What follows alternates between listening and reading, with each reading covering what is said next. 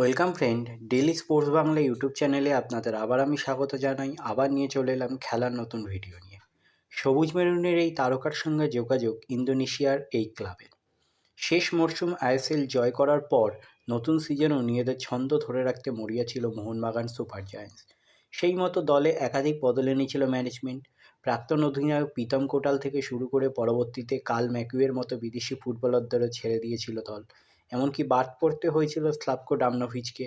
তাদের বদলে দলে আনা হয় জাপানি ডিফেন্ডার হেক্টর উৎসে থেকে শুরু করে অজি বিশ্বকাপ জেসন কামিন্স, আলবেনিয়ান তারকা আর্মান্দো সাদিকুর মতো ফুটবলারদের।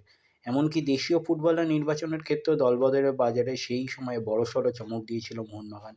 সেই সময় প্রতিপক্ষের ঘর ভেঙে তারা দলে নিয়েছিল দাপুটে ডিফেন্ডার আনোয়ার আলী থেকে শুরু করে মাঝমাঠে দুই দাপুটে তারকা অনিরুদ্ধ থাপা এবং সাহাল আব্দুল সামাদকে। তাদের সামনে রেখে এবারের মরশুম শুরু করেছিল সবুজ মেরুন। গতবারের ট্রফি জয়ের পর এবছর ডুরান্ড কাপ জয় দিয়ে সিজন শুরু করেছিল মোহনবাগান। তারপর ইন্ডিয়ান সুপার লিগের শুরুতেও বজায় ছিল জয়ের ছন্দ।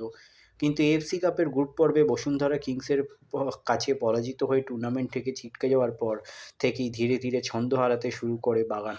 চোটের কবলে পড়তে হয় ডিফেন্ডার আনোয়ার আলীকে।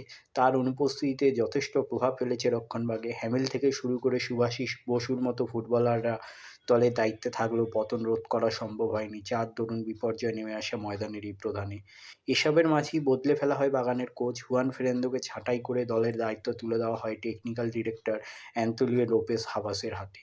বর্তমানে টুর্নামেন্টের দ্বিতীয় লেগ শুরু করার আগে তার নির্দেশ মতোই খেলোয়াড়কে স্কোয়াডের সাজাতে চাইছে ম্যানেজমেন্ট। সেক্ষেত্রে চিংলেনসানা সিংয়ের মতো ফুটবলারদের দিকে নজর রয়েছে বাগানের। সেই সাথে দলের বেশ কিছু খেলোয়াড়দের ছাঁটাই করার কথা ভাবছে দল। বিশেষ সূত্র মারফত খবর, এবারে ট্রান্সফার উইন্ডোতে হয়তো দল থেকে বাদ পড়তে পারেন অজি তারকা ব্রেন্ডন হ্যামিল। তবে কোনো কিছুই চূড়ান্ত হয়নি এখনও পর্যন্ত।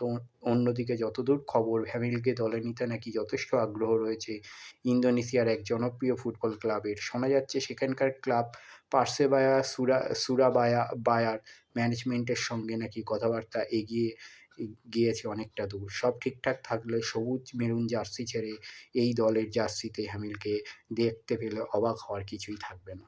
তাহলে এই হলো আজকে আমার ভিডিও। তাহলে আবার বলছি, আমার চ্যানেলটি যদি আপনাদের ভালো লেগে থাকে অবশ্যই চ্যানেলটিকে সাবস্ক্রাইব করুন, পাশে লেখা বেল আইকনটিকে ক্লিক করে দিন যাতে সবার প্রথমে আপনারা আমার ভিডিও দেখতে পান। ধন্যবাদ।